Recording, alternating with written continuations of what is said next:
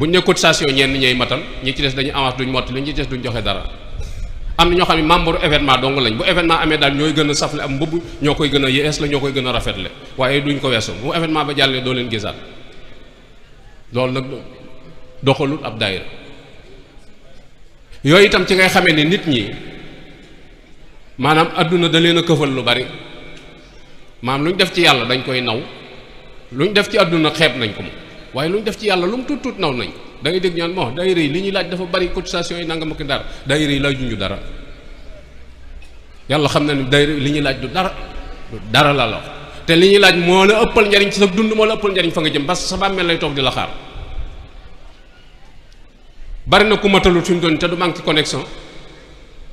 bari na ku matalul ab teg te de appareil ba mu yor 200 000 lay yor wala 300 parce que toujours gars yi damay wax ni appareil moom koo ci gis mu yor ko ci cati baaraamam xamal ni bu seer la bu dee bu yomba ci poosam la koy dugal adduna lañ bëgg torop moo dee ci seen xol yi koo ci gis mu appareil toujours di koy ŋàbb ci loxoom ni xamal ne appareil bu seer la waaye bu fekkee bu yomb